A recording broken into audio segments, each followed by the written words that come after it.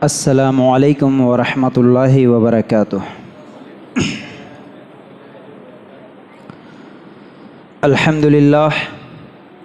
अल्हम्दुलिल्लाहि रब्बिल आलमीन, अस्सलातु वस्सलामु अला रसूलिहिल करीम, अम्मा बाद, फ़अऊज़ु बिल्लाहि मिनश शैतानिर रजीम, बिस्मिल्लाहिर रहमानिर रहीम। रब्बि इश्रह ली सदरी व यस्सिर ली अमरी वहलुल उक़दतम मिन लिसानी यफ़क़हू क़ौली। हर किस्म की तारीफ़, हम्द व सना, किब्रियाई और बड़ाई उस अल्लाह रब्बुल इज़्ज़त के लिए हैं जो तमाम जहानों का पालने वाला रब है, और इसी तरह उसके आखिरी नबी मुहम्मदुर रसूलुल्लाह सल्लल्लाहु अलैहि वसल्लम पर बेशुमार दर्द व सलाम हो। हम्द व सना के बाद स्टेज पर तशरीफ़ फरमा ज़िम्मेदारान और उलमा इकराम और मोहतरम सामाईन, बुज़ुर्गों, भाइयों, बच्चों और पर्दा नशीन माएँ और बहनें, आज हम लोग यहाँ पर जमा हुए हैं अल्लाह के फ़ज़ल व करम से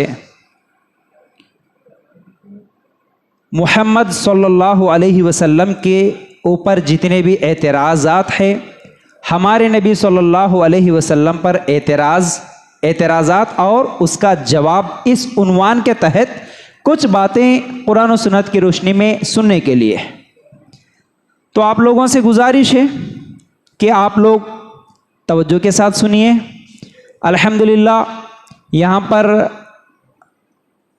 पहली मर्तबा मेरा आना हुआ, और जितने भी कुत्तागुड़म के मसाजिद के सदर हैं अल्हम्दुलिल्लाह और ज़िम्मेदारान हैं, इन लोगों ने कोशिश की और कई दिनों से अल्हम्दुलिल्लाह कांटेक्ट में रहे।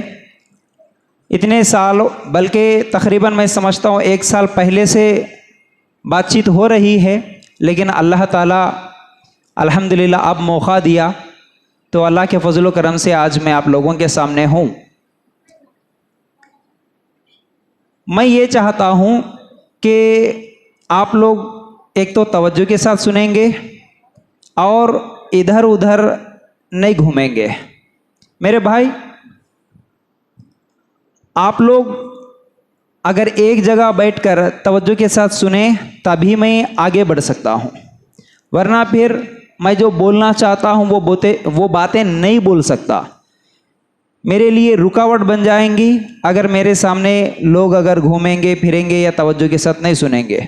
तो अल्लाह के लिए कुछ काम है, अगर ज़रूरी काम है तो बाहर वाले बाहर ही रहें, जो भी काम है वहाँ पर देख ले, और जो भी काम कर चुके हैं, जो भी वहाँ के इंतज़ामात हो गए अगर बाहर के, तो आप लोग जल्द से जल्द अंदर आके बैठ जाइए, फजूल में इधर उधर ना चले। मेरे भाइयों, एक अहम मौजू मैं आप लोगों के सामने लेकर आया हूँ, तो जितना ही आप तवज्जो के साथ सुनेंगे उतनी ही अच्छी तरह आज आप लोगों को इंशाल्लाह बात समझ में आएगी।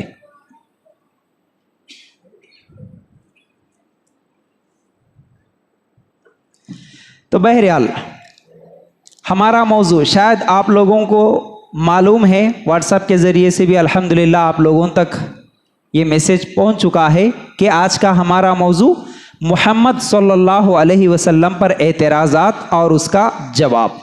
ये क्यों?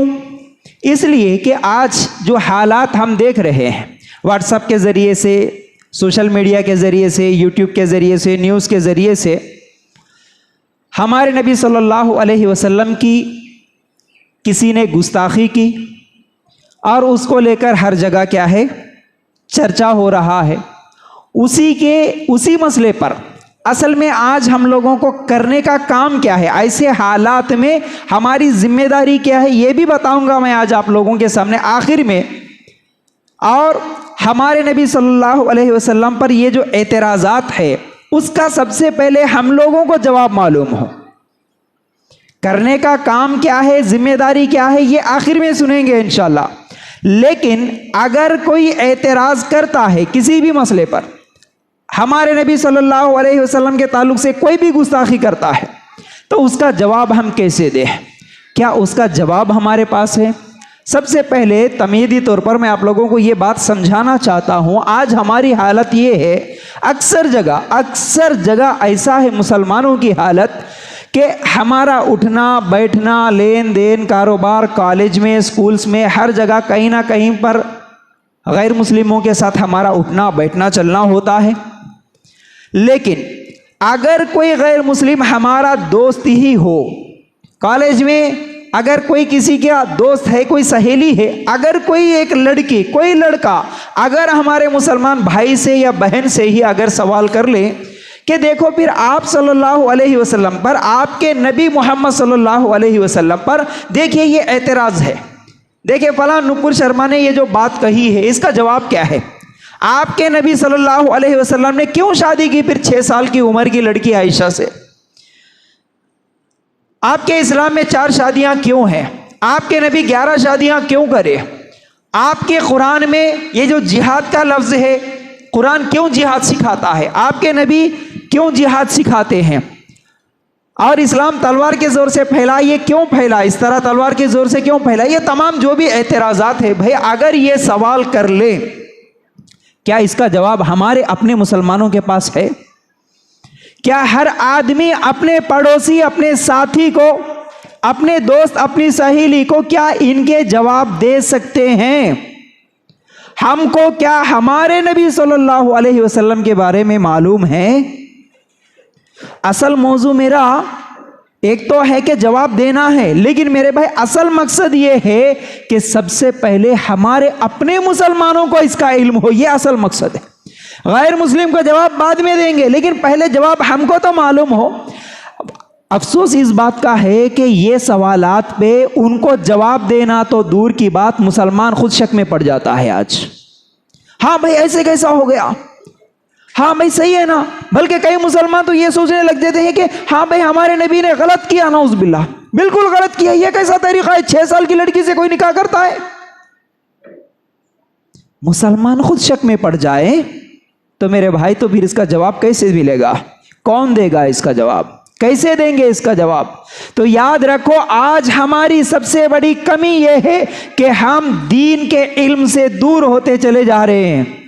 दुनियावी इल्म पढ़िए, आगे बढ़िए, बहुत अच्छी बात है। मैं हमेशा कहता हूं आप अपने बच्चों को डॉक्टर बनाइए, प्रोफेसर बनाइए, इंजीनियर बनाइए, सब कुछ बनाइए, सबसे पहले उसे मुसलमान बनाओ, सबसे पहले उसे मुसलमान बनाओ। उसको ये इल्म तो हो कि तू कलमा पढ़ाना भाई, कोई भी इस्लाम कबूल करता है तो कलमा पढ़ता है, हम भी तो बचपन में कलमा पढ़े तभी तो हम मुसलमान हैं। तो तू कलमा पढ़ा, कलमे में क्या कहा,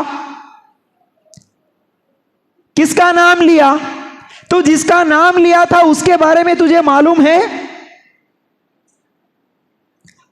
किसका नाम लिया भाई? एक तो अल्लाह का नाम लिया, अल्लाह तेरे अलावा कोई हकीकी माबूद नहीं, ला इलाहा इल्लल्लाह। दूसरी बात बोला कि मुहम्मदुर रसूलुल्लाह, मोहम्मद सल्लल्लाहु अलैहि वसल्लम अल्लाह के आखिरी रसूल है।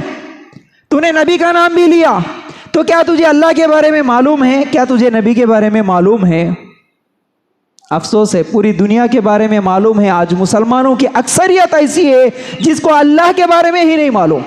अगर किसी मुसलमान से कह दे कि ठीक है भाई तुझे मैं अगर माइक दे दूं, ठीक है, माइक पे बोलने के लिए तुझे डर लगता है, पेन पेपर दे देंगे, पढ़े लिखे बच्चों को आप आजमा के देख लो आप, ठीक है भाई तुझे पेन पेपर दे देंगे, लिखना शुरू कर दे अल्लाह के बारे में, क्या लिखेगा, कितना लिखेगा? उस अल्लाह का नाम लेकर मुसलमान हुआ, उसी अल्लाह का नाम लेकर कलमा पढ़ के मुसलमान हुआ, उसी अल्लाह का नाम लेकर नमाज भी पढ़ता है, उसी अल्लाह का नाम दिन में 5 मरतबा अजान में सुनता है, हमेशा अल्लाह अल्लाह अल्लाह कहता है, अल्लाह के नाम के साथ मुहम्मद रसूलुल्लाह का भी नाम लेता है।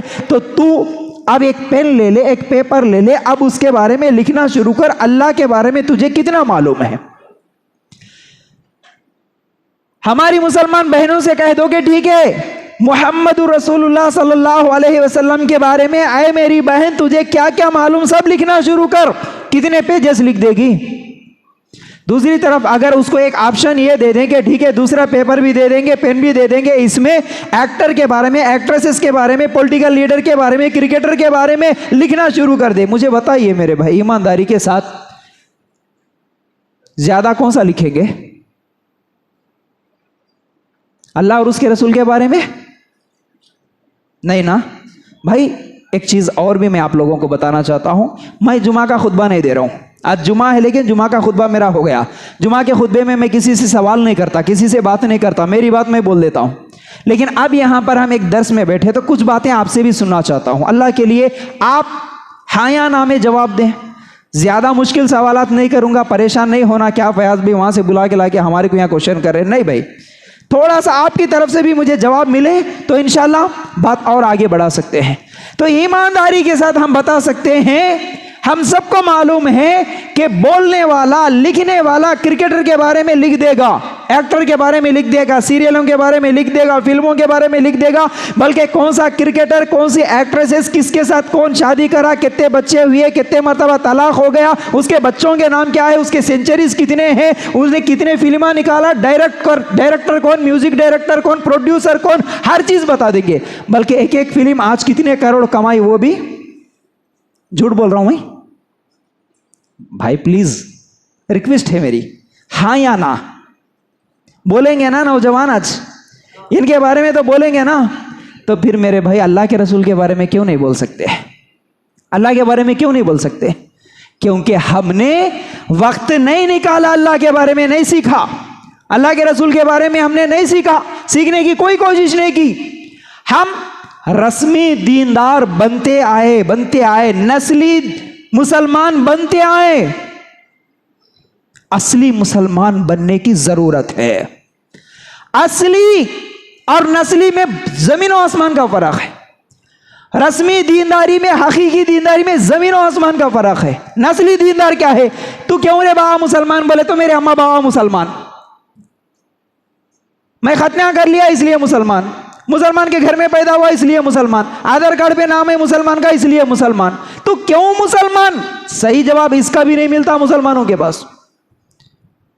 हमारे पास जब वर्कशॉप्स होते हैं, बड़े बड़े अच्छे पढ़े लिखे लड़कियां आती हैं, लड़के आते हैं, पूछा जाए मुसलमान किसको बोलते हैं, हमारा कलमा क्या है, बेसिक नॉलेज नहीं है मेरे भाई। तो फिर कैसे होगा? ये रस्मी दीनदारी काम आने वाली नहीं है मेरे भाई। रस्मी दीनदारी है, हाँ हमारे अम्मा बाबा पहले से करते आ रहे, हमारे खानदान वाले पहले से करते आ रहे, हमारे दादा पहले से करते आ रहे, हमारे महल्ले वाले पहले से करते आ रहे, हमारे मुल्क साहब पहले से बोलते आ रहे, उन्होंने जैसा बोले वैसा कर लिया, जैसा देखा वैसा कर लिया। लेकिन हकीकी इस्लाम क्या है? तहकीक करके अमल करने वाले कितने हैं मेरे? बड़ा अफसोस होता है। तो इसलिए प्लीज़ आप लोगों से गुजारिश है। माशाल्लाह कोतागुड़े में आया तो जुमा का खुतबा वहाँ पर दिया तो भी बड़ी खुशी हुई। आज आप लोग यहाँ पर इतने अच्छे अंदाज में आप बैठ के सुन रहे, बड़ी खुशी हो रही। मेरे भाई आप लोगों से गुजारिश भी है कि इस सिलसिले को मैंने सुना, यहाँ पर ज़िम्मेदारों से भी सुना और मेरे दोस्तों से भी सुना माशाल्लाह कि यहाँ पर कई दिनों से माशाल्लाह ट्रेनिंग कैंप्स वगैरह चलते हैं और दूर से बड़े बड़े उलमा को भी आप लोग बुलाते हैं। माशाल्लाह बहुत अच्छा है भाई, बहुत अच्छा है। अल्लाह आप तमाम लोगों को बरकतें अता फरमाए, इसका बेहतरीन बदला अल्लाह ताला आपको दे माशाल्लाह। लेकिन इस सिलसिले को और आगे बढ़ाइए, सिर्फ सुन के जाने वाले मत बनाइए। एक कान से सुने दूसरे कान से निकाल दिया, ऐसा नहीं होना। वरना आमतौर पर होता है जाके बयाना में सुन के, अरे क्या अच्छा बयान करे, क्या अच्छा बयान करे, क्या अच्छा बयान करे, लोगों को बोलते क्या बयान करे जी, क्या सुने, इतना अच्छा बयान करे मुल साहब, मैं बोल नहीं सकता उतना अच्छा करे। ऐसा नहीं होना, ऐसा नहीं होना, इसका कुछ फायदा नहीं है। फिर बोल सकना कुछ तो भी, क्या सुने वहां जाके बोल सकना, बोलने आना। हाँ ये सुने आज, ऐसा सुनो। तरबियती कैंप्स वर्कशॉप्स रखो, नोटबुक पेन पेपर लेके बैठो, इल्म सीखो मेरे भाई। तो आज वही कुछ इल्मी बातें इंशाल्लाह आप लोगों के सामने रखूंगा। हमारे नबी सल्लल्लाहु अलैहि वसल्लम के ऊपर एतराज़ात, बहुत सारे एतराज़ात है, लेकिन वक्त की मुनासिबत से थोड़े आप लोगों के सामने रखूंगा। अब इसने जो गुस्ताखी की नुपुर शर्मा और नवीन जिंदाल, ये कोई पहली मर्तबा नहीं होता। इस तरह हमारे नबी की गुस्ताखी पहली मर्तबा नहीं हुआ। हमारे नबी सल्लल्लाहु अलैहि वसल्लम की गुस्ताखी हमारे नबी सल्लल्लाहु अलैहि वसल्लम की अपनी ज़िंदगी में भी कई लोगों ने किया था और नबी सल्लल्लाहु अलैहि वसल्लम के इंतकाल के बाद भी कई लोगों ने किया। 1927 में अपने इंडिया का एक पंडित है, वो एक किताब लिखता है 1927 में रंगीला रसूल के नाम से। उसके अलावा अगर आप लोग गौर से सुन रहे तो सुनिए, इन लोगों के नाम याद रखिए मेरे भाइयों। 1989 में सलमान राशिदी अभी भी है, उसने किताब लिखी, क्या? Satanic versus. मतलब क्या है? कुरान अल्लाह का कलाम है, तो इसने लिखा शैतान का कलाम। लिखने वाला मुसलमान घर में पैदा होने वाला सलमान राशिदी। उसके बाद 1992 में तस्लीमा नसरीन, मुसलमान घर में पैदा होने वाली, वो किताब लिखती है लज्जा। ये सब अल्लाह के रसूल सल्लल्लाहु अलैहि वसल्लम के गुस्ताखी करते हुए कई बातें अपनी किताबों में लिखे। उसके अलावा फ्रांस में हो, डेनमार्क में हो, अलग अलग इलाकों में अल्लाह के रसूल सल्लल्लाहु अलैहि वसल्लम के ताल्लुक से कोई कार्टून बनाता है, कोई दाढ़ी में बम रख के कोई कार्टून बनाता है, कोई पगड़ी में बम लगा के कार्टून बनाता है, कोई फिल्में निकालता है, कोई कुछ बोल देता है। इस तरह हमेशा पहले से अल्लाह के रसूल के ज़माने से ही ये गुस्ताखियाँ ये लोग करते आ रहे। अब यहाँ रुक के मैं एक और बात आप लोगों को समझाना चाहता हूँ। मेरे भाई, एक गैर मुस्लिम अगर कोई गुस्ताखी करा तो वो इस्लाम की दुश्मनी में करा, लेकिन अपने मुसलमान घर में पैदा होने वाले, मुसलमान का नाम रखने वाले, जैसे सलमान रश्दी का मैंने नाम लिया, फिर इसी तरह ऐसे तो और भी बहुत सारे हैं, तस्लीमा नसरीन का मैंने नाम लिया, ये मुसलमान घर में पैदा होने वाली इस्लाम के खिलाफ क्यों किताब लिखी होंगी? आपने सोचा कभी? मुसलमान माँ बाप के पेट से जन्म लेने वाले मुसलमान क्यों अल्लाह के रसूल के खिलाफ बातें बोल रहे?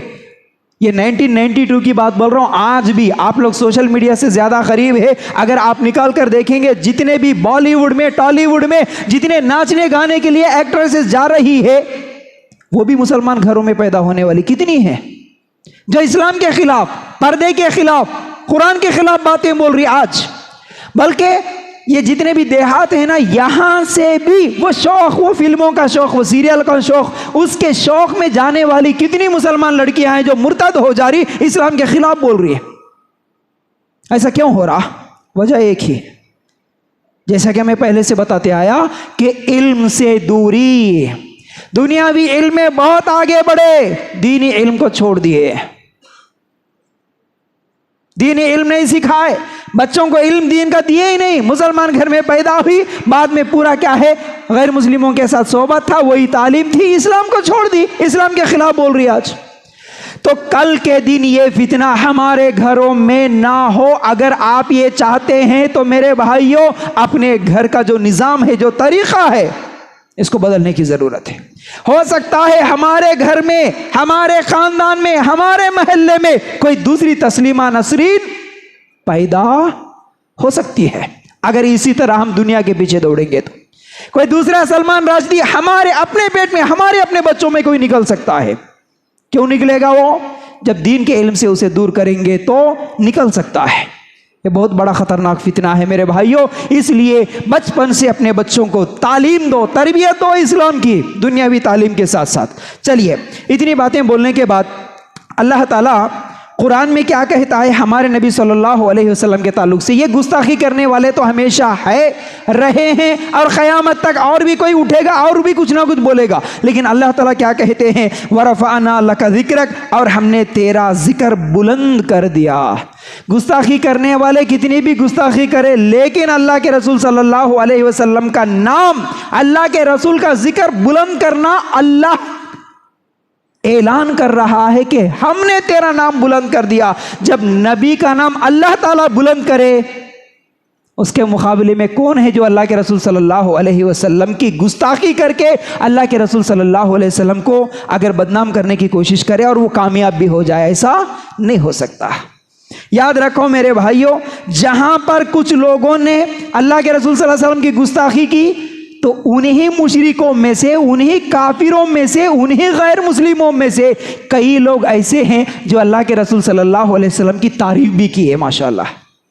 अब अल्लाह ताला इस आयत में जो कह रहा है कि हमने तेरा नाम बुलंद किया, पूरी दुनिया में कोई एक मिनट ऐसा नहीं है, कोई एक मिनट ऐसा नहीं है जहां पर अल्लाह के रसूल सल्लल्लाहु अलैहि वसल्लम का नाम ना लिया जा रहा हो।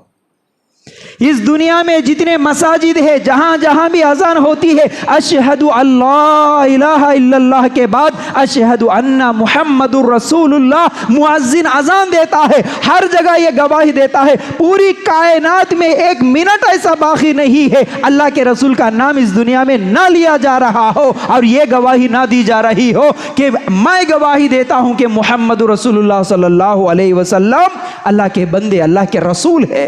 अल्लाह ताला नाम को बुलंद कर दिया, तो ये कौन हो सकता है जो अल्लाह के रसूल सल्लल्लाहु अलैहि वसल्लम के ऊपर कीचड़ उछालने की कोशिश कर रहा है।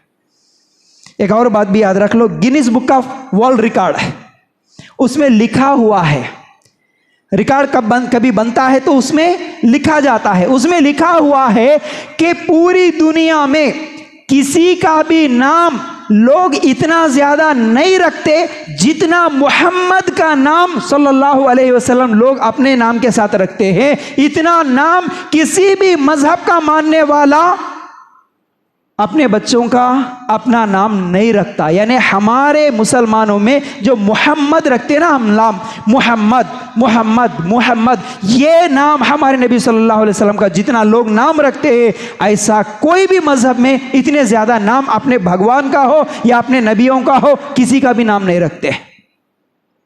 और एक बात याद आई, एक मर्तबा एक सऊदी के शेख अमेरिका गए थे, वहां पर अफ्रीका का एक मस्जिद में एक अफ्रीका के इमाम साहब थे।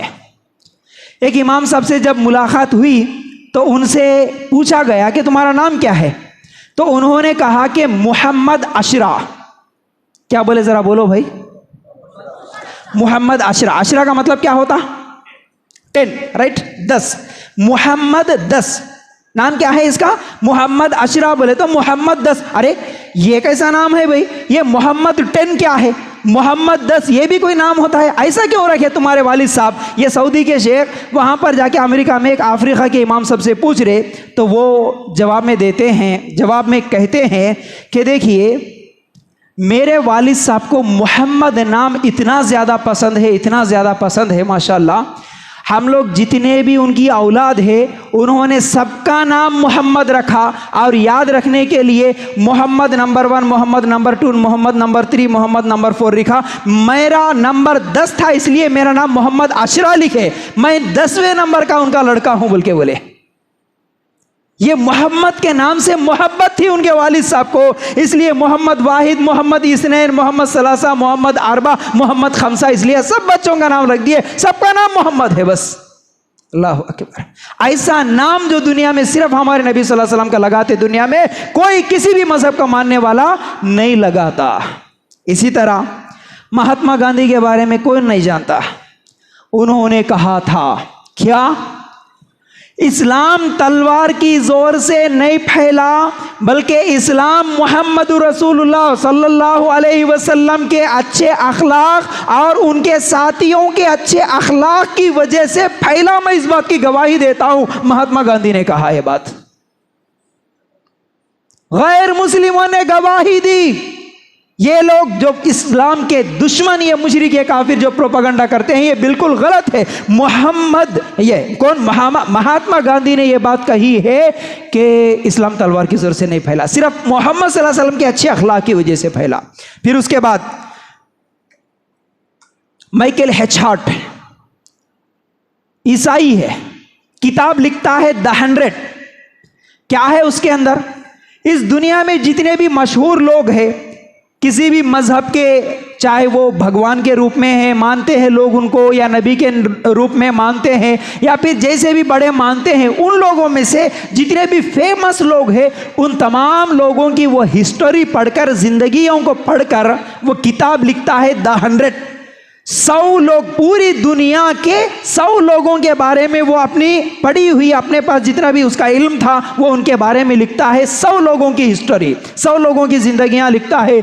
उसमें ईसाई है, वो ईसाई है, लेकिन नंबर 1 पे अगर किसी को लिखता है तो वो मोहम्मद सल्लल्लाहु अलैहि वसल्लम को वो कहता है कि ये है मोहम्मद सल्लल्लाहु अलैहि वसल्लम, सबसे कामिल और कामयाब इंसान ये मोहम्मद सल्लल्लाहु अलैहि वसल्लम है। ईसाई है, ईसा अलैहि सलाम का नाम नंबर 3 पे लिखता है वो। अल्लाह अकबर। फिर इसी तरह अगर आप लोग गौर करेंगे, जॉर्ज बेर्नार्ड शॉ वो कहता है यह भी हिस्टोरियन है। वो लिखता है कि लीडरशिप जैसे मोहम्मद सल्लल्लाहु अलैहि वसल्लम ने की, वैसी लीडरशिप अगर आज कोई करेगा तो पूरी दुनिया में अमन और शांति को सुकून के साथ, पूरी दुनिया के परेशानियों को ख़त्म करके पूरी दुनिया में अमन शांति सुकून के साथ ज़िंदगी गुजारने का तरीक़ा वो बता सकता है, क़ायम कर सकता है पूरी दुनिया में अमन शांति को। कौन? जो मोहम्मद सल्लल्लाहु अलैहि वसल्लम की तरह लीडरशिप करेगा। तो ईसाइयों ने गवाही दी हमारे नबी सल्लल्लाहु अलैहि वसल्लम की। तो याद रखो मेरे भाई, बहरहाल इतनी चीज़ें सुनने के बाद अब एतराज़ात एक एक करके सुनेंगे, उसका जवाब भी सुनेंगे। एतराज़ क्या है? एतराज़ात बहुत सारे, उनमें से एक एतराज़ ये है कि मोहम्मद सल्लल्लाहु अलैहि वसल्लम ने शादियाँ 11 क्यों की, और उसी के एतराज़ के साथ साथ असल एतराज़ ये है कि इस्लाम में 4 शादियों की इजाज़त क्यों है। अब ये हमारे नबी सल्लल्लाहु अलैहि वसल्लम के लिए ख़ास था 11 शादियाँ, हर मुसलमान के लिए तो नहीं है। मुसलमानों के लिए कितने हैं भाई? मालूम है? बोलने के लिए भी डर रहे, नहीं औरतें सुन रहे मौल साहब, ऐसा तो नहीं है ना?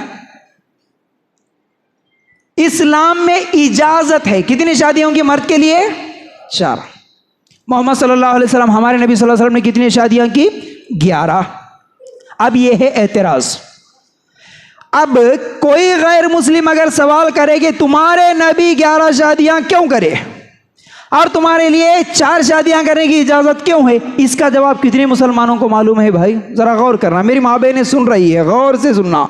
मेरा अल्हम्दुलिल्लाह निज़ामाबाद में अल फुरकान फाउंडेशन के नाम से सेंटर है। हर संडे को ख़वातीन आती हैं, अल्हम्दुलिल्लाह लेक्चर होता है हमेशा ख़वातीन में, बाकायदा नोटबुक पेन के साथ लिखती हैं हर चीज़, ये तमाम चीज़ें सीख कर जाती है। मेरी माँ बहनें गौर करना इस पर। अब ये बात इसलिए बोला क्योंकि औरतें हमारी इस बात को बिल्कुल पसंद नहीं करती, इस बात को सुनना भी पसंद नहीं करती है। 4 शादियों का जिक्र किसी के सामने सुनना भी पसंद नहीं करती है। अब मैं यहां मसला बयान करना चाहता हूं, ये है कोई भी शख्स चाहे औरत हो या मर्द हो, कोई कुरान में जो हुक्म आया है, कोई अमल अल्लाह ताला ने जायज़ किया है, उस पर अगर अमल नहीं करते तो गुनाहगार है। ज़रा गौर से सुनना इस मसले को। एक अमल है भाई, मिसाल के तौर पर सूद ले लो। सूद हलाल है कि हराम है? हराम है। तो एक आदमी सूद ले रहा, पर्दा करना ज़रूरी है कि नहीं है औरत के लिए? ज़रूरी है। एक औरत पर्दा नहीं कर रही, बेपर्दा घूम रही। इस तरह जितने भी अहकाम है कुरान में है लेकिन मैं अमल नहीं कर रहा, तो क्या होगा? गुनाहगार होगा। अल्लाह चाहे तो इसकी सजा देगा। अमल नहीं करने से सिर्फ गुनाहगार होंगे, लेकिन उस अमल को पसंद नहीं करे अगर दिल से, तो क्या होंगे?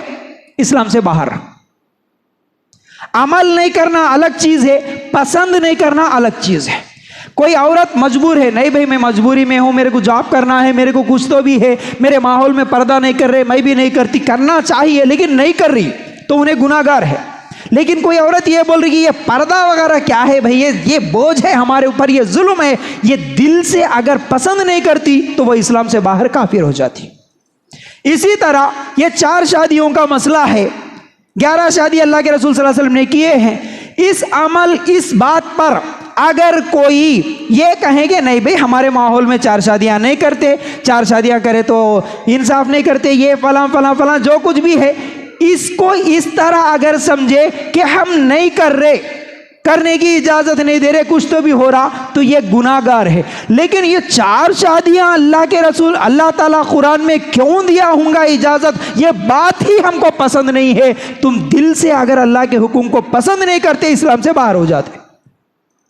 दिल से किसी भी कुरान की आयत का इनकार कर देना, पसंद नहीं करना, ये इंसान को इस्लाम से बाहर कर देता है। तो याद रखो, अल्लाह के रसूल सल्लल्लाहु अलैहि वसल्लम के 11 शादियों की हिकमत क्या है ये भी बताऊंगा। उससे पहले के 4 शादियों के ताल्लुक से मेरे भाई किसी को भी जवाब देना है समझाते हुए, किसी भी मजहब में सिवाय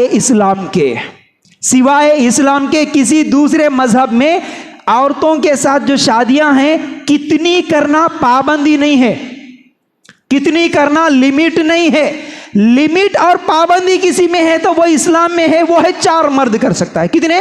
4। अगर आप लोग गैर मुस्लिमों के, हिंदुओं की अगर किताबें पढ़ेंगे तो बहुत सारी इसकी क्या है दलाइल मौजूद है। लेकिन श्री राम जो है उनके वालिद का नाम क्या था? दशरथ। दशरथ की कितनी बीवियां थी? 3। श्री कृष्ण की कितनी बीवियां थी? 16,000 बीवियां थी। कितनी भाई? 16,000 श्री कृष्ण की हो सकती है, मुसलमान की 4 गलत है। किसी मजहब में पाबंदी नहीं है। पाबंदी है तो सूरह निसा आयत नंबर 3 में अल्लाह ताला ने कहा ताकत है तो 4 करो, इंसाफ नहीं कर सकते तो तुम्हारे लिए 1 काफी है बोला। ये हमको मालूम नहीं है। अच्छा, उनकी किताबों में फिर 1 से ज्यादा करे सो है ना, ये हमारे को मालूम नहीं है। बाइबिल के हिसाब से सुलेमान अलैहिस्सलाम की 700 बीवियां थी। मेरे भाइयों याद रखो, इस्लाम में जो 1 से ज्यादा शादियों की इजाजत दी उसके पीछे एक बहुत बड़ी हिकमत वो ये है। एक वाकया सुना देता हूं मैं आपको। ग़ज़वे उहद में अल्लाह के रसूल सल्लल्लाहु अलैहि वसल्लम और सहाबा मिलकर जब जंग कर रहे थे मुशरिकों के साथ, कितने सहाबा शहीद हुए? 70 सहाबा शहीद हुए। जरा गौर से सुनना, कितने? 70 सहाबा शहीद हुए। इसका मतलब कितनी औरतें बेवा हो गई? 70 बेवा हो गई। अब इन 70 बेवाओं का सहारा कौन बने?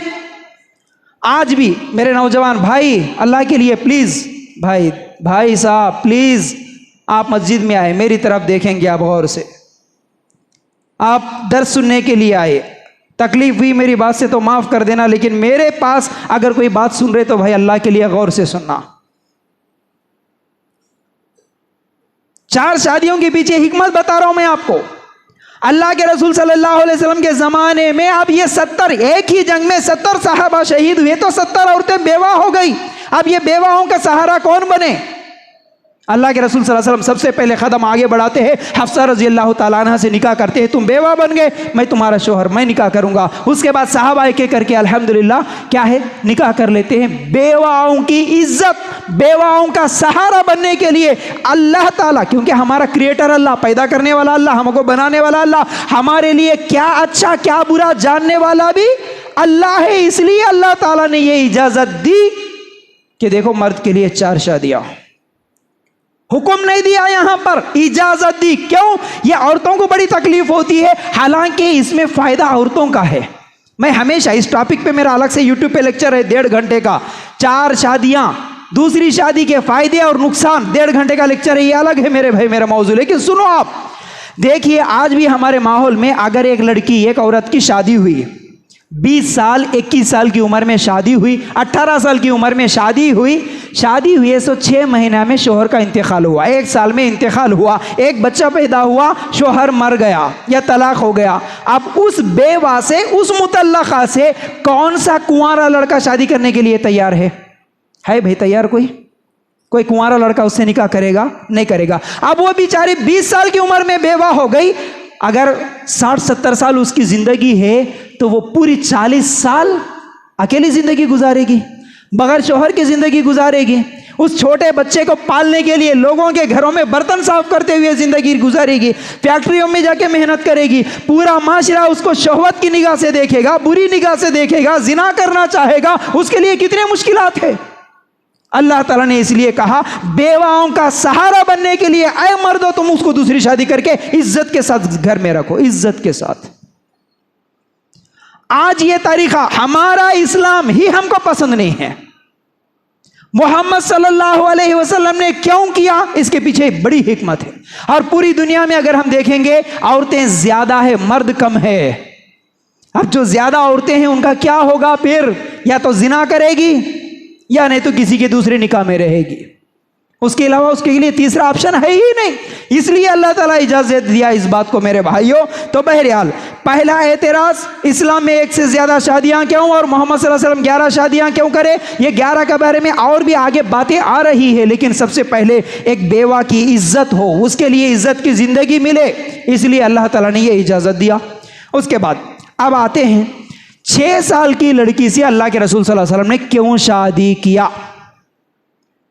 अहम चीज, हमारे नबी सल्लल्लाहु अलैहि वसल्लम आयशा रजी अल्लाह ताला अन्हा से निकाह करते हैं 6 साल की उम्र में। अब ये 6 साल की बच्ची से शादी करना ये कौन सा तरीका है? बल्कि गैर मुस्लिम आज उंगली उठा रहा, एतराज कर रहा।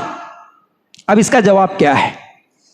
एक एक करके इसके सिर्फ इस एक सवाल के 10 या 12 जवाब दूंगा मेरे भाई, जरा गौर से सुनना, समझने की कोशिश करना। हमारे नबी सल्लल्लाहु अलैहि वसल्लम 6 साल की लड़की से निकाह क्यों करे? इस एतराज का पहला जवाब ये है, हमारे नबी सल्लल्लाहु अलैहि वसल्लम के इस बीवी का नाम, जो 6 साल की उम्र की लड़की थी, नाम क्या है भाई? आयशा रजी अल्लाह ताला अन्हा। उनके वालिद का नाम क्या है भाई? अबू बकर सिद्दीक रजी अल्लाह ताला अन्हा। अच्छा, कर लेने वाली आयशा रजी अल्लाह अन्हा, देने वाला बाप अबू बकर सिद्दीक रजी अल्लाह अन्हु। कर लेने वालों को एतराज नहीं, देने वालों को एतराज नहीं। आज 1450 साल पहले सुनने वालों को तकलीफ है कि नहीं भाई? जब कर लेने वाले खुश है तो हम सुनने वाले, हम पढ़ने वाले, हमको क्या तकलीफ? देने वाले बाप को तकलीफ नहीं है तो हमको क्या तकलीफ? पहला जवाब। दूसरा जवाब यह है कि अल्लाह के रसूल सल्लल्लाहु अलैहि वसल्लम की पूरी 11 बीवियों में किसी ने भी अपनी जिंदगी में एक एतराज नहीं किया, एक एतराज नहीं किया कि मोहम्मद सल्लल्लाहु अलैहि वसल्लम के साथ शादी करके हमको बड़ी तकलीफ है। किसी ने एतराज नहीं किया। पूरी हिस्ट्री देख लो आप, हमसे एक नहीं संभली जा सकती है, एक नहीं संभली जा सकती। शादी के 1 महीने के अंदर अंदर ही कितने हमारे ऊपर शिकायतें, शिकवे, लड़ाइयाँ, झगड़े होते। अल्लाह के रसूल की 11 बीवियाँ, अपनी जिंदगी में कभी किसी औरत ने नहीं कहा कि हम अल्लाह के रसूल के साथ, मोहम्मद के साथ शादी करके बड़े तकलीफ में है। बल्कि अल्लाह के रसूल सल्लल्लाहु अलैहि वसल्लम के पास एक मर्तबा अल्लाह के रसूल सल्लल्लाहु अलैहि वसल्लम की बीवियों में से कुछ लोगों ने कहा था, अल्लाह के रसूल इतने दिन तो फ़ख्र फाखा, गरीबी, तकलीफ़ की ज़िंदगी गुजरी, अभी क्या है थोड़ा माल आ रहा है तो हमारे जो खर्चे हैं, हर महीना जो खर्चे के लिए पैसे मिलते हैं उसमें थोड़ा सा इजाफा करो। पैसा नहीं है, जब गरीबी ज़िंदगी गुजार लिया, अब थोड़ा खर्चा और ज़्यादा क्या है, पैसे मिले तो और ज़्यादा थोड़ा खर्च कर लेते, आप हमारे लिए जो हर महीने का खर्चा है वो ज़्यादा दे दो। अल्लाह के रसूल सल्लल्लाहु अलैहि वसल्लम को गुस्सा आया, कहने लगे अगर मेरे साथ ज़िंदगी गुजारना हो तो इसी तरह की ज़िंदगी गुजारो, अगर पसंद नहीं है तो जाओ, मेरे निकाह से निकल सकते हो। अगर तकलीफ़ है आपको, मेरे साथ रहना नहीं है तो ठीक है, मेरे साथ नहीं रहना चाहती है तो निकल जाओ। 11 बीवियों में से किसी ने ये नहीं कहा क्या है मोहम्मद सल्लल्लाहु अलैहि वसल्लम ठीक है, अच्छी बात है, हम छोड़ देंगे, किसी और मालदार से निकाह करेंगे, नाउज़ुबिल्लाह, किसी ने नहीं कहा। हमारे नबी सल्लल्लाहु अलैहि वसल्लम के अखलाक की गवाही खुद आयशा देती है रजी अल्लाह अन्हा। क्या कहती है? किसी ने सवाल किया, अरे आयशा अल्लाह के रसूल सल्लल्लाहु अलैहि वसल्लम के अखलाक कैसे है? तो क्या जवाब दिया? तू कुरान नहीं पढ़ा तो अल्लाह के रसूल सल्लल्लाहु अलैहि वसल्लम चलता फिरता कुरान है, देख ले बस, नबी के अखलाक कुरान है बस।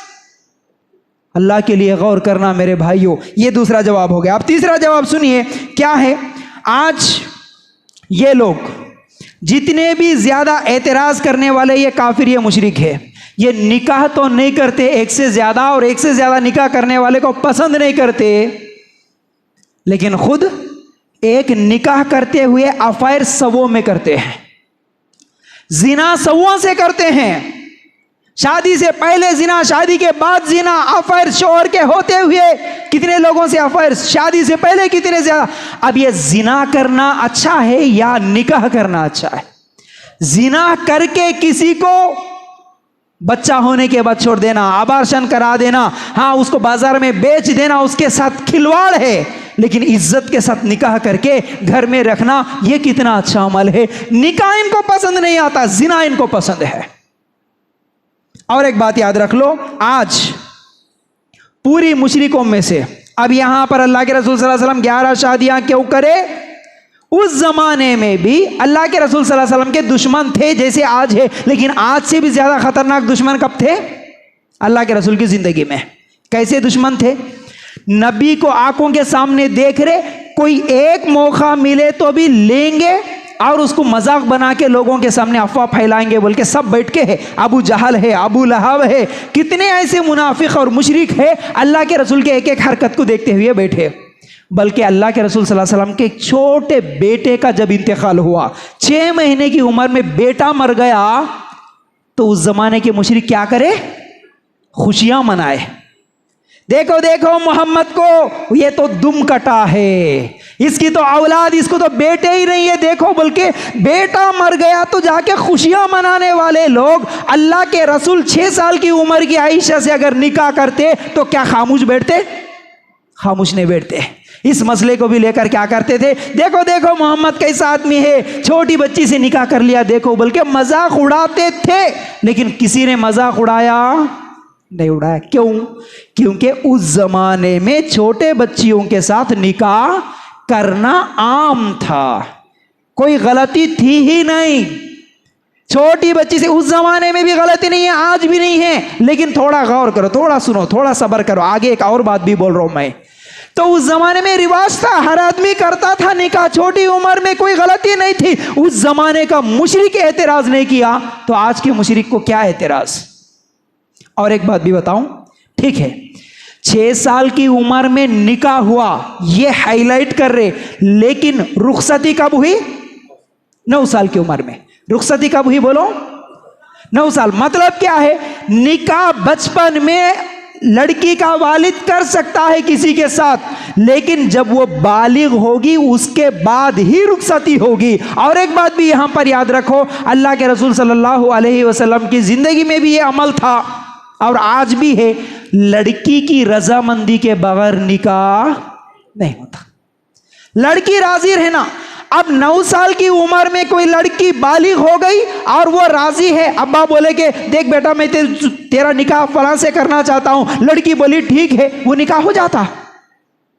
लड़की बालिग हो गई, रुखसती कर सकते, निकाह कभी भी कर दिए। अल्लाह के रसूल सल्लल्लाहु अलैहि वसल्लम के पास एक औरत आई, बोली कि अल्लाह के रसूल, मेरे वालिद ने, मेरे अब्बा ने मेरा निकाह कर दिया, मेरे मर्जी के बगैर कर दिया। अल्लाह के रसूल सल्लल्लाहु अलैहि वसल्लम उसके निकाह को तोड़ दिए, तेरे को पसंद नहीं था तो खलास। अब जब आयशा रजी अल्लाह ताला अन्हा को पसंद भी था, आयशा रजी अल्लाह ताला अन्हा 9 साल की उम्र में थी, 9 साल की उम्र में आयशा रजी अल्लाह ताला अन्हा बालिग भी थी, उसके बाद निकाह हुआ, उसके बाद रुखसती हुई। भाई 6 साल की उम्र में ही निकाह कर लेके रुखसती नहीं हुई। अब 9 साल की उम्र बोले तो एक और बात भी बताता हूं मैं आपको। हर इलाके के एतबार से लोगों का जो बॉडी लैंग्वेज होता है, जो जिस्मानी एतबार से जो लोग होते हैं, हर इलाके के लोग अलग अलग होते हैं। अफ्रीका के लोग अलग होते हैं, अरब के लोग अलग होते हैं, हिंदुस्तान के अलग होते हैं। छोटे बच्चे ही लेकिन दिखते कैसे हैं? बड़े बच्चों की तरह दिखते हैं। तो आयशा रजी अल्लाह ताला अन्हा भी जब 9 साल की उम्र में निकाह रुखसती हुई, बालिग हो चुकी थी और छोटी बच्चियों की तरह नहीं थी। याद रखो इस बात को। ये इलाके के एतबार से भी लोग जिस्मानी एतबार से बड़े नजर आते हैं। अच्छा, एक जवाब ये भी मिल गया। अब उसके बाद और एक बात भी मैं बताऊं आप लोगों के सामने, बड़ी अहम बातें बता रहा हूं एक एक करके, अब और गौर से सुनो। अल्लाह के रसूल सल्लल्लाहु अलैहि वसल्लम का पहला निकाह किससे हुआ? जोर से बोलना। खदीजा रजी अल्लाह अन्हा। खदीजा रजी अल्लाह ताला अन्हा की उम्र कितनी थी जब? 40 साल। कितनी उम्र थी भाई? 40 साल। ऐसा जरा जोर से बोलो, ये सीखना है भाई हमको। खाली ऐसा क्या है, आज का दर्स ऐसा नहीं है कि खाली मुल्ला बच्चा बोल के गए, ऐसा नहीं है। यहाँ आपको सीखना है, इसलिए मैं रुक रुक के आपको सवाल कर रहा हूँ। थोड़ी इल्मी बात है लेकिन जहन में बिठाना है। अल्लाह के रसूल की उम्र जब पहला निकाह हुआ, अल्लाह के रसूल का कितनी उम्र थी? 25। बीवी की उम्र कितनी थी? 40। 40 साल की औरत से 25 साल का नौजवान निकाह कर रहा। आज ये लोग बोल रहे हैं रंगीला रसूल है, नाउज़-बिल्लाह, हवस के लिए किया ऐसी शादियां, नाउज़-बिल्लाह, छोटी बच्ची से क्या है नफसानी ख्वाहिशात के लिए निकाह किया, ऐसी बातें बोल रहे ना। अगर अल्लाह के रसूल नाउज़-बिल्लाह सुम्मा नाउज़-बिल्लाह हवस परस्ती में या नफसानी ख्वाहिशात में निकाह करे तो 40 साल की औरत से क्यों करते अल्लाह के रसूल सल्लल्लाहु अलैहि वसल्लम निकाह? अब दूसरी बात इसमें ही और एक, अब अल्लाह के रसूल जब 25 साल की उम्र में निकाह करे, खदीजा रजी अल्लाह ताला अन्हा का इंतकाल जब तक नहीं हुआ दूसरी शादी भी नहीं करे। तो खदीजा रजी अल्लाह ताला अन्हा का इंतकाल कब हुआ? अल्लाह के रसूल सल्लल्लाहु अलैहि वसल्लम की उम्र उस वक्त 50 साल की थी। कब भाई? 50 साल। तो 25 साल में पहला निकाह हुआ, 50 साल की उम्र या 51 की साल की उम्र में अल्लाह के रसूल सल्लल्लाहु अलैहि वसल्लम दूसरा निकाह करे, वो भी बीवी के इंतकाल के बाद। तो कितनी उम्र गुजरी? 25 से 50 तक 25। तो अब मुझे बताओ 25 साल से 50 साल की उम्र ये जवानी की अहम उम्र है। असल जवानी 25 साल की उम्र से 25 से 50 साल की असल भरी जवानी में अल्लाह के रसूल सल्लल्लाहु अलैहि वसल्लम अपने से 15 साल बड़ी औरत उसके साथ निकाह में रहे, दूसरा निकाह करे ही नहीं। अगर हवस परस्ती होती नौजुबिल्लाह तो अल्लाह के रसूल सल्लल्लाहु अलैहि वसल्लम वही जवानी के दिनों में 11 शादियां कर लेते थे। सही बोल रहा हूं मैं? क्यों नहीं करे अल्लाह के रसूल सल्लल्लाहु अलैहि वसल्लम? क्योंकि हवस परस्ती के लिए नौजुबिल्लाह नहीं करे अल्लाह के रसूल सल्लल्लाहु अलैहि वसल्लम निकाह। अगर करना होता तो ये जवानी के दिनों में करते थे। अच्छा, उसके बाद बात ये है कि अल्लाह के रसूल सल्लल्लाहु अलैहि वसल्लम अब वो जो 50 साल की उम्र में निकाह करे ना, किससे? आयशा रजी अल्लाह तआला अन्हा से 50 या 51 साल की उम्र में। ये भी क्यों करे मालूम है? ये भी अपनी मर्जी से, अपनी ख्वाहिश से नहीं, बल्कि ये अल्लाह का हुक्म था। अल्लाह का हुक्म था। एक मरतबा जिब्राइल अलैहिस्सलाम आए, आयशा रजी अल्लाह तआला अन्हा की तस्वीर दिखाए, अल्लाह के रसूल सल्लल्लाहु अलैहि वसल्लम आप इनसे निकाह करो, ये तुम्हारी बीवी है बोल के बोले। उसके बाद अल्लाह के रसूल सल्लल्लाहु अलैहि वसल्लम आयशा रजी अल्लाह तआला अन्हा से निकाह करे, क्योंकि इसमें बड़ी हिकमत है। हिकमत क्या है? अब जरा गौर से सुनो, और एक इल्मी बात बोल रहा हूं, ये जवाब अल्लाह ताला आसमान से भेजा आयशा रजी अल्लाह तआला अन्हा की तस्वीर के तुम इनसे निकाह करो। अल्लाह के रसूल सल्लल्लाहु अलैहि वसल्लम पैगाम भेजते हैं, निकाह हो गया। अब इसमें हिकमत यह है, हमारे लिए नमूना आइडियल कौन है भाई? मोहम्मद सल्लल्लाहु अलैहि वसल्लम। हर हरकत हमारे लिए सुन्नत है। नबी कैसा बोले, नबी कैसा बैठे, नबी कैसा खाए, नबी कैसा नमाज पढ़े, नबी कैसे कपड़े पहने, ये तमाम चीजें हैं ना, ये तमाम चीजें कौन लिखे? सहाबा, राइट? सहाबा लिखे। अल्लाह के रसूल सल्लल्लाहु अलैहि वसल्लम की पूरी जिंदगी, अब मैं आपको यह बात भी बोलना चाहता हूं, इल्मी बात एक, पूरी दुनिया में किसी की जिंदगी ऐसा पूरी लिखी नहीं गई सिवाय हमारे नबी मोहम्मद सल्लल्लाहु अलैहि वसल्लम की। पूरी जिंदगी किसी की भी नहीं लिखी गई भाई। हमारे नबी को कैसा कैसा लिखे साहब मालूम है?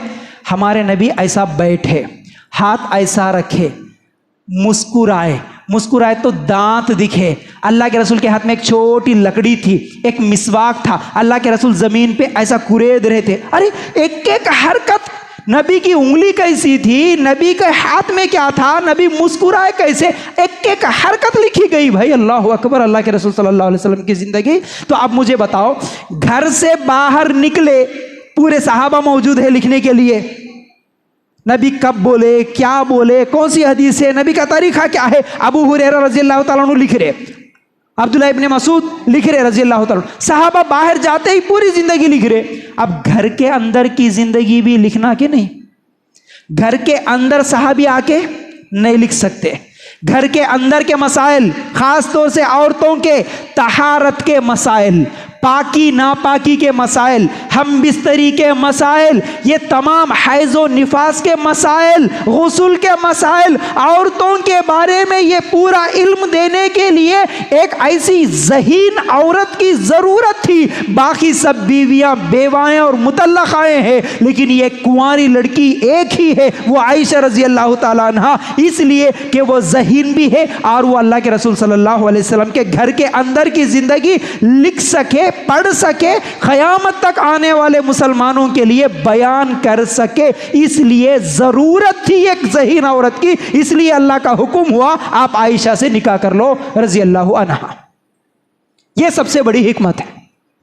इसीलिए हम देखते हैं आयशा रज़ी अल्लाह ताला अन्हा 2210 हदीसें लिखती हैं, 2210 पूरे औरतों के मसाइल लिखने वाली आयशा है रज़ी अल्लाह ताला अन्हा। और अल्लाह के रसूल सल्लल्लाहु अलैहि वसल्लम के इंतकाल के बाद 48 ईयर्स तकरीबन आयशा रज़ी अल्लाह ताला अन्हा जिंदा थी और अपनी पूरी ज़िंदगी में लोगों को इल्म सिखाते हुए, फतावे देते हुए ज़िंदगी गुजारी। बड़े बड़े सहाबा आके मसले मसाइल पूछते थे आयशा रज़ी अल्लाह ताला अन्हा से। ये असल हिकमत है आयशा रज़ी अल्लाह ताला अन्हा से निकाह करने की। अच्छा, उसके बाद एक और अहम बात, अल्लाह के रसूल सल्लल्लाहु अलैहि वसल्लम दूसरा निकाह जब 50 साल की उम्र में करे, पूरी 11 बीवियों में कुंवारी कितनी है भाई? एक कुंवारी, एक, बाकी सब या तो बेवा या तो मुतल्लका। अल्लाह के रसूल सल्लल्लाहु अलैहि वसल्लम नौज़ बिल्लाह सुम्मा नौज़ बिल्लाह अगर हवस परस्ती या नफसानी ख्वाहिशात के लिए निकाह करते तो बेवाओं से क्यों करते भाई? कुंवारियां नहीं थी क्या? है कि नहीं? कुंवारियां नहीं थी? और अल्लाह के रसूल के एक एक इशारे पे गर्दन कटा देने के लिए सहाबा तैयार थे। अल्लाह के रसूल अगर बोलते आए अबू बकर, आए उमर, आए उस्मान, आए अली, कोई भी है, जितने भी सहाबा है, अब्दुर्रहमान बिन औफ, जितने भी है, उनके बच्चियों को अल्लाह के रसूल अगर एक बार बोलते कि तुम्हारी कुंवारी बेटी से मैं निकाह करना चाहता हूं, क्या सहाबी खुशी से नहीं देते? पूरे सहाबा लाके दे देते थे, कुंवारियों की लाइन लग जाती थी। अगर हवस परस्ती के लिए अल्लाह के रसूल निकाह करना चाहते तो नौज़ बिल्लाह। लेकिन अल्लाह के रसूल सल्लल्लाहु अलैहि वसल्लम बेवाओं की इज्जत के लिए, बेवाओं का सहारा बनने के लिए अल्लाह के रसूल सल्लल्लाहु अलैहि वसल्लम 11 निकाह करे। यह है 11 निकाह के पीछे हिकमत। और भी एक बहुत सारी बातें हैं, इसका एक जवाब नहीं है भाई, कई जवाब है। उम्मे हबीबा कौन है भाई? ये उम्मे हबीबा, इनके वालिद है अबू सुफियान। अबू सुफियान कौन? अल्लाह के रसूल सल्लल्लाहु अलैहि वसल्लम के कट्टर दुश्मनों में से, हर जंग में आगे बढ़ बढ़ के दुश्मनी करे थे। अल्लाह के रसूल सल्लल्लाहु अलैहि वसल्लम अबू सुफियान की बेटी उम्मे हबीबा से निकाह कर लिए। अब जब से निकाह करे वो कट्टर दुश्मन के क्या बन गए? दामाद बन गए। अब जब से दामाद बने अल्लाह के रसूल सल्लल्लाहु अलैहि वसल्लम, उस दुश्मन के दिल में थोड़ी सी नरमी आते गई। फतेह मक्का के वक्त अबू सुफियान आते हैं, कलमा पढ़ के मुसलमान बन जाते हैं। अल्लाह, शादियों के पीछे हिकमत यह है अल्लाह के रसूल सल्लल्लाहु अलैहि वसल्लम की। अल्लाह के रसूल का कोई अमल हिकमत से खाली नहीं है। हमको समझ में नहीं आई असल बात। एक और बात बताऊं, जुवेरिया रजी अल्लाह ताला अन्हा से जब निकाह हुआ, उनके कबीले के ऊपर हमला हुआ और वो सब कबीले वाले लौंडी और गुलाम बनाकर अल्लाह के रसूल सल्लल्लाहु अलैहि वसल्लम के पास आए। अल्लाह के रसूल सल्लल्लाहु अलैहि वसल्लम उसी कबीले की एक औरत जुवेरिया को लौंडी नहीं बनाए बल्कि इज्जत के साथ बीवी बना के शादी करके लेके आए। बीवी बनने के बाद जुवेरिया रजी अल्लाह ताला अन्हा बोलती है, अल्लाह के रसूल ये पूरे मेरे कबीले के लोग हैं, इनको आज़ाद कर दो। अल्लाह के रसूल सल्लल्लाहु अलैहि वसल्लम सबको आज़ाद कर देते हैं। अल्हम्दुलिल्लाह उनमें से लोग इस्लाम कबूल कर लेते हैं। दावत और तबलीग के लिए अल्लाह के रसूल सल्लल्लाहु अलैहि वसल्लम निकाह करे भाई, इतने ज्यादा बेवाओं का सहारा, उनकी इज्जत के लिए अल्लाह के रसूल सल्लल्लाहु अलैहि वसल्लम इतने निकाह करे। याद रखो, इसके अगर इसी तरह जवाब देते जाए तो एक और जवाब देना चाहता हूं, वो ये है, जो अय्याशी करने वाला होता ना, अय्याश जो होता, क्या वो किसी एक चीज में अय्याश होता? नहीं होता। औरतों के मामले में भी अय्याश होता, हवस परस्ती। पैसे के मामले में भी हवस परस्ती रहती, अय्याश होता। गाड़ियां, घर, सोना चांदी सब जमा करना चाहता उन्हें। आज जितने भी ये नाचने गाने वाले, ये जितने भी बदमाश जानी, ये जहन्नम के कीड़े जितने भी है ना, ये सवों के औरतों के साथ अफेयर भी करते हैं। दूसरी तरफ इनके पास करोड़ों की प्रॉपर्टी, लोगों को डुबा के, खा के, क्या क्या करके, गाड़ियां महंगे महंगे, हाँ क्या है, मुल्कों को छोड़ के लूट के भाग जाने वाले ये लोग हैं, हम सबको मालूम।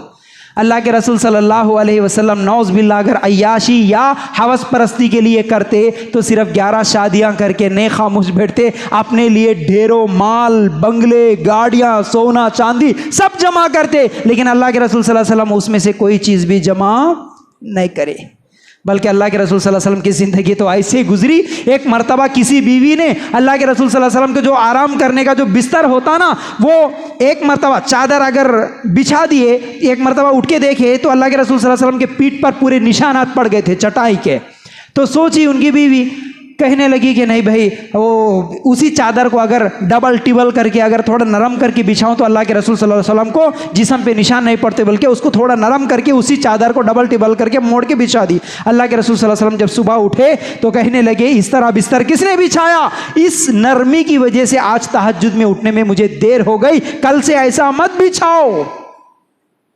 अल्लाह के रसूल सल्लल्लाहु अलैहि वसल्लम की जिंदगी 3-3 महीने चूल्हा नहीं सिलकता था, सिर्फ 2 काली चीजों पर जिंदगी गुजरती थी, काला खजूर और पानी।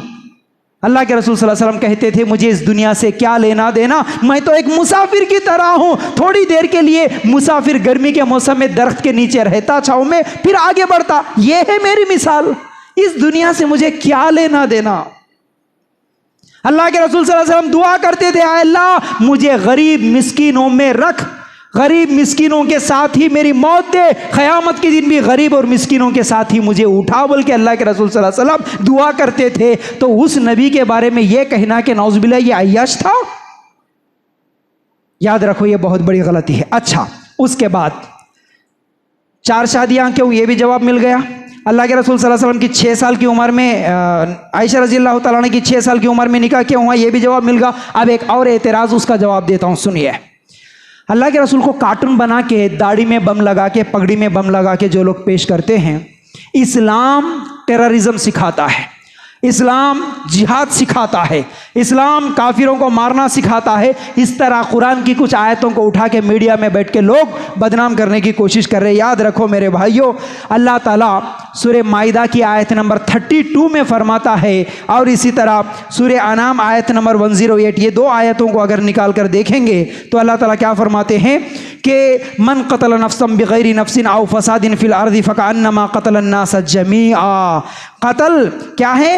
अगर कोई किसी का कातिल हो या ज़मीन में फसाद मचाने वाला हो, कत्ल कर डाले तो गोया उसने तमाम लोगों को कत्ल कर दिया, और जो शख्स किसी एक की जान बचा ले, इसने गोया तमाम लोगों को ज़िंदा कर दिया। मतलब ये है, जो लोग ये समझते हैं कि बम बांध के जाके लोगों को उड़ा देना, मार देना, कत्ल कर देना और तलवार की ज़ोर से इस्लाम फैला, हालांकि कुरान सूरह माइदा आयत नंबर 32 में अल्लाह ताला कहता है, एक जान को अगर किसी ने कत्ल किया, सिर्फ एक को मर्डर करना ऐसा है जैसा कि पूरी दुनिया के लोगों को मर्डर करने के बराबर है, और एक जान को बचाना पूरी दुनिया के लोगों को बचाने के बराबर है। ये कुरान की तालीम है।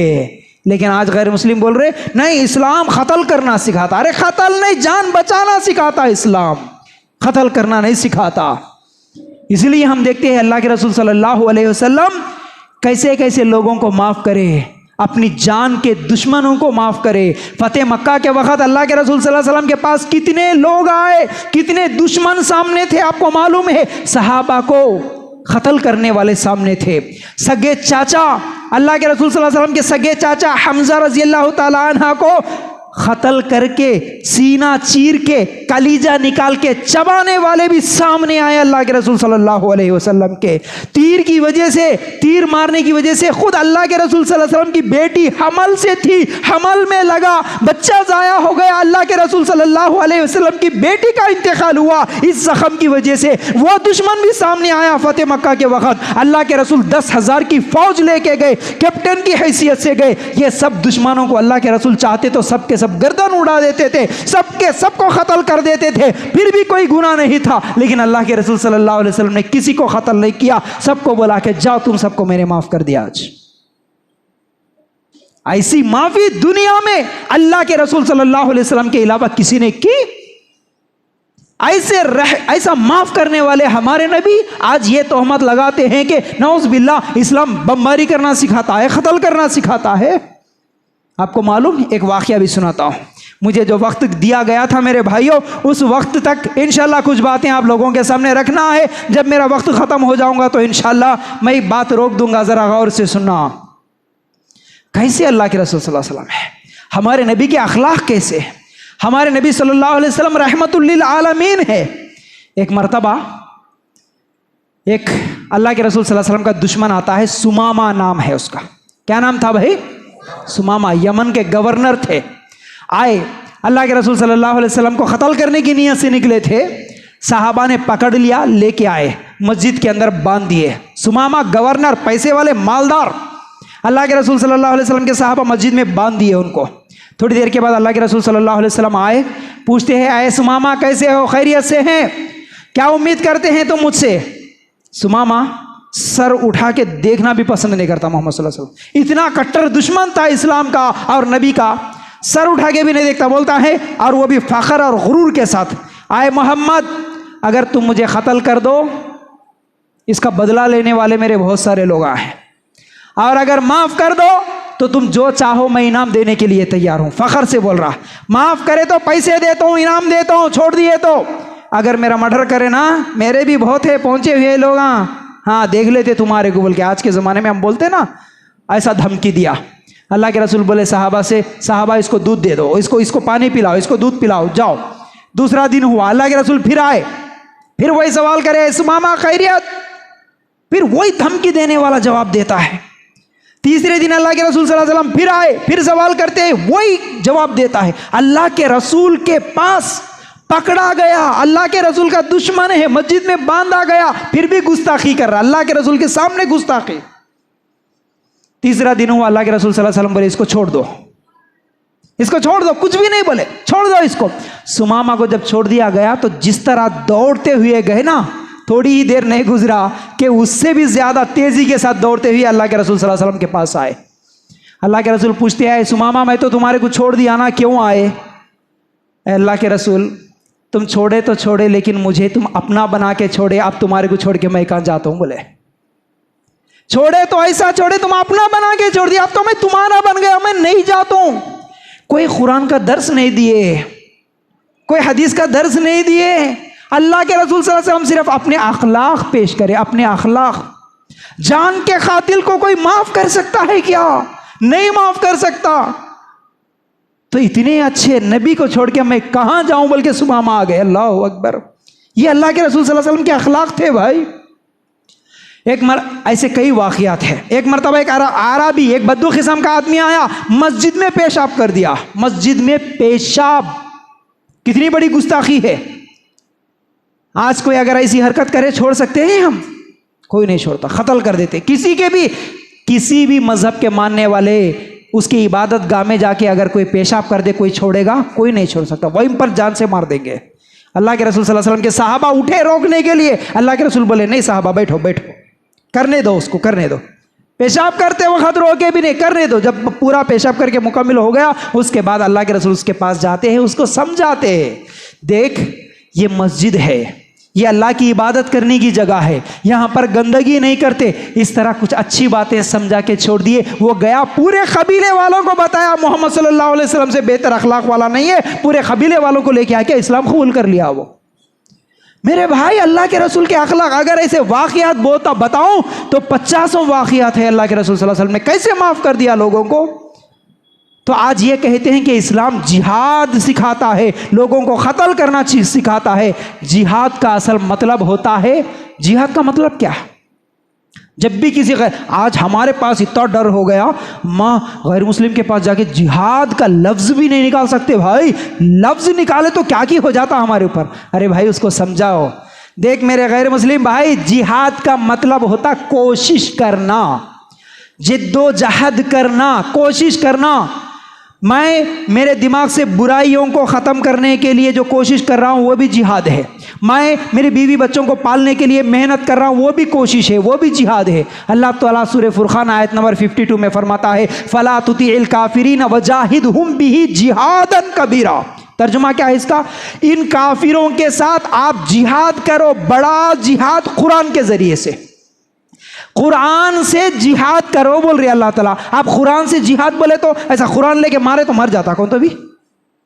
फिर कुरान से जिहाद का मतलब क्या? जिहाद का मतलब कोशिश करना, दावत देना, जिद्दोजहद करना। इस कुरान के जरिए से लोगों को इस्लाम की तरफ बुलाओ, ये है जिहाद। मेरे भाइयों याद रखो, तो ये जिहाद है। और इस्लाम जिहाद, बमबारी करना, लोगों को कत्ल करना नहीं सिखाता। अब आखिरी बात बोल देता हूँ भाई, बहुत सारे वाक़ियात हो गए, बहुत सारी चीज़ें हो गई। अब आखिरी बात, अब ऐसे हालात में हमारी जिम्मेदारी क्या है? अब हम हालात देख रहे हैं। 3-4 दिन पहले राजस्थान में क्या हुआ? 2 मुसलमान पहले से प्लानिंग करे, तैयारी करे, वीडियो भी बना लिए। एक टेलर जो कि सिर्फ व्हाट्सएप स्टेटस रखा था, व्हाट्सएप पे सिर्फ स्टेटस रखा था नुपुर शर्मा का, पूरी प्लानिंग के साथ गए और उसको कत्ल कर दिए बेरहमी के साथ। क्या ये इस्लाम है? ये इस्लाम नहीं होता, ये इस्लाम नहीं होता, ये इस्लामी तरीक़ा नहीं होता। सूरह माइदा आयत नंबर 32 के हिसाब से एक जान को जिसने कत्ल कर दिया पूरी इंसानियत को कत्ल करने के बराबर है। ये कहना कि गुस्ताखे रसूल की सज़ा सरतन से जुदा, सरतन से जुदा, ये इस्लामी तरीक़ा नहीं होता। मेरे भाइयों, हम हिंदुस्तान में है, हम इंडिया में है, यहाँ पर जो हुकूमत है, जो ला है, जो कॉन्स्टिट्यूशन है उसी कानून को मानना पड़ेगा। कानून को अपने हाथों में लेके हम किसी का कत्ल नहीं कर सकते। दूसरी बात, जहां इस्लामी हुकूमत होगी वो कत्ल की सजा सुनाएगी, लेकिन वहां पर भी रहते हुए हम अपनी मर्जी से किसी को कत्ल नहीं कर सकते। वो हाकिम करेगा, वहां का जो जिम्मेदार है, वहां के जो खलीफा है, वो सजा सुनाएंगे। हम जिसको चाहे उसको कत्ल नहीं कर सकते। ये एक हरकत, ऐसी एक हरकत कई दिनों तक इस्लाम को बदनाम, मुसलमानों को बदनाम करने का जरिया बन जाती है। मालूम है आपको? ऐसे हालात में क्या करें? फिर क्या करना है? जो भी करना है कानून के दायरे में रहकर करना है। कानून को अपने हाथों में लेके नहीं कर सकते। हमारे पास कैसा रहता मालूम है? मुसलमान जोश में रहता। कैसा? अरे नबी की गुस्ताखी करा, कुछ तो करना, कुछ तो करना, कुछ तो करना। अब चलो रैली निकालो, रैली में दुकानों को आग लगा दो, तोड़ दो, फोड़ दो, ये करो, वो करो। क्या तो करना है मेरे को भाई, नबी की मोहब्बत में क्या तो करना है। क्या तो करने का जज्बा। अब तुझे याद आया, 5 टाइम अजान होती है, कुछ करा नहीं करता। फजर में भी अजान होती है, कुछ करा नहीं करता। उठ के मस्जिद में आगे नमाज नहीं पढ़ता। ऐसे टाइम पे जाके नारे लगाता, बीच रोड पे ठहर के गुस्ताखे रसूल की सजा, सरतन से जुदा, सरतन से जुदा। वीडियो निकाले, पुलिस वालों को मालूम हो गई, अंदर जाने के बाद लाठियां खा रहा। अब रो रहा, नहीं कर तुम बोल के। कई को जज्बात में काम करते भाई, होश में रहकर काम करो। कानून के दायरे में, कानून इजाजत दिया तुम्हारे को, ऐसे लोगों को क्या करना करो, केस करो, इजाजत लेके कोई रैली निकालो, लेकिन कोई किसी को तोड़ फोड़ मत करो, किसी को कोई नुकसान मत करो, इस तरह की हरकतें करो। लेकिन ये छोड़ के, ये अमल छोड़ के अपनी मर्जी से मर्डर कर दूंगा, ये कर दूंगा, ये बहुत बड़ी गलती है। अच्छा, कुछ लोग ये सवाल करते, नहीं वो सहाबा थे ना, सहाबा के ज़माने में इनको कत्ल की सज़ा सुनाई गई ना, उनको कत्ल करे ना। अब कुछ लोग भड़काऊ भाषण भी देते। तुम्हारे को एक तरफा सिखाए होंगे। अब ये जो उदयपुर में जो लोगों को इस तरह भड़काया गया, तभी तो उन्हें जहन बनाकर इस तरह फिर क्या है हरकत करा, किसी को मर्डर कर दिया। लेकिन दूसरी तरफ अगर वो कुरान पढ़ता, कुरान का तर्जुमा पढ़ता, हदीसें पढ़ता, अल्लाह के रसूल की ज़िंदगी पढ़ता, नबी के सामने गुस्ताखी की गई है। कैसे? वाक़या सुनाता हूँ, दलील याद रख लो मेरे भाई। अल्लाह के रसूल सल्लल्लाहु अलैहि वसल्लम एक ग़ज़वे से वापस आ रहे। अब्दुल्ला इब्ने उबई, मुनाफिकों का सरदार, क्या बोला मालूम है? मदीना जाने के बाद इज्जतदार जलीलों को मदीना से बाहर निकालेगा। इसका मतलब क्या था? मैं इज्जतदार हूं, इज्जत वाला हूं, जलील मोहम्मद सल्लल्लाहु अलैहि वसल्लम है, नाउज़ुबिल्लाह। अब मदीना जाने के बाद मैं मोहम्मद को निकालूंगा सल्लल्लाहु अलैहि वसल्लम। लोगों के सामने ये बात आम हो गई। उमर रज़ियल्लाहु ताला अन्हु को जब मालूम हुआ, अल्लाह के रसूल सल्लल्लाहु अलैहि वसल्लम से कहते हैं, अल्लाह के रसूल इजाज़त दो, इस मुनाफिक की गर्दन उड़ा दूंगा। क्यों? ये आपको जलील बोलता, मेरे आंखों के सामने ऐसी गुस्ताखी करता, इसकी गर्दन उड़ा देता हूं। सुनो आप गौर से, अल्लाह के रसूल सल्लल्लाहु अलैहि वसल्लम ने क्या कहा? आए उमर, नहीं नहीं नहीं, इसे छोड़ दो, इसे छोड़ दो, कुछ भी मत बोलो। डर किसका था भाई? अब्दुल्ला इब्ने उबई का डर था। डर अब्दुल्ला इब्ने उबई का नहीं था, उस मुनाफिक का डर नहीं था। डर किस बात का था? कि अगर हम इसे इस वक्त कत्ल करेंगे तो लोग समझेंगे मोहम्मद अपने ही साथियों को कत्ल कर रहे हैं, इसलिए इसको छोड़ दो, इसको कुछ भी नहीं बोलना। डर इस्लाम के बारे में था। अगर इसको कत्ल कर देंगे तो इमेज बिगड़ेगा इस्लाम का, इमेज बिगड़ेगा मोहम्मद सल्लल्लाहु अलैहि वसल्लम का। सामने गुस्ताखी करने वाले को अल्लाह के रसूल सल्लल्लाहु अलैहि वसल्लम ने माफ़ कर दिया, क्योंकि मेरी किसी भी हरकत की वजह से इस्लाम के ऊपर कोई धब्बा ना आए। आज हमारी हरकतों की वजह से इस्लाम के ऊपर किसी किस्म का धब्बा ना आए, वरना आज हम देख रहे ये व्हाट्सएप पे, ये न्यूज़ चैनलों पे, ये वीडियो क्लिपों पे हर आयरा गैरा बोल रहा, देखो भाई बोल रहे थे ना तुम्हारा इस्लाम शांति का मजहब है, पीस का मजहब है, अमन का मजहब है, तो फिर उसको क्यों कत्ल करे? बल्कि आज लोग सवाल उठा रहे। तो ऐसी हरकतें ना करें। सही इस्लाम क्या है पढ़ने की कोशिश करें। अब उसके बाद कुछ तो भी करना भाई, करने का काम बोल रहा हूं, सुनो आप। करने का काम ये है, एक तो कानून के दायरे में रहकर कुछ तो भी करो। दूसरा, जब लोग बुरी बातें बोल रहे मोहम्मद सल्लल्लाहु अलैहि वसल्लम के बारे में, तो हम अच्छी बातें नहीं बोल सकते? क्या हम अच्छी बातें बोलेंगे तो कोई पाबंदी लगा रहा हमारे को? रोक टोक है कहीं पर? वो लोग सोशल मीडिया का इस्तेमाल करके अल्लाह के रसूल के ताल्लुक से बुरी बात बोल सकते, गलत बात बोल सकते, तो उसी सोशल मीडिया का इस्तेमाल करके हम अच्छी बात क्यों नहीं बोल सकते? लोग गलत फहमी में हैं, हम अच्छी बातें किताबों के जरिए से, व्हाट्सएप के जरिए से, मैसेजेस के जरिए से, एक स्पीच के जरिए से, ऐसे प्रोग्राम्स करवाते हुए, करते हुए, खुद सीखते हुए, या पॉम्फलेट्स बना के छोटे छोटे हमारे नबी कौन है, नबी का तारुफ देते हुए, हमारे नबी कैसा माफ़ करने वाले थे, हमारे नबी के अखलाक कैसे थे, नबी किसके लिए आए थे, इस्लाम क्या सिखाता है। भाई ये छोटी छोटी पॉम्फलेट्स बना के हम बांट नहीं सकते, किताबें नहीं दे सकते, लोगों को समझा नहीं सकते। करने का असल काम ये है कि आज आइंदा भी ऐसे लोग पैदा होंगे तो उनको जवाब देने का तरीक़ा ये है कि उन्होंने बुरी बातें बोल रहे, उससे पहले हम अच्छी बातें बोलने वाले बने। एक मिसाल याद है तो मैं आप लोगों को समझाता हूँ, आपके पास वो माहौल है या नहीं है नहीं मालूम, हम खुद हमारे इस्लाम को बदनाम करने वाले बन रहे। कैसा मालूम?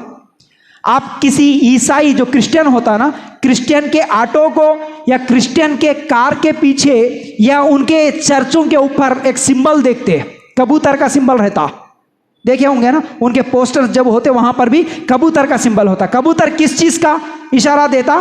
पीस, शांति, अमन का सिंबल है।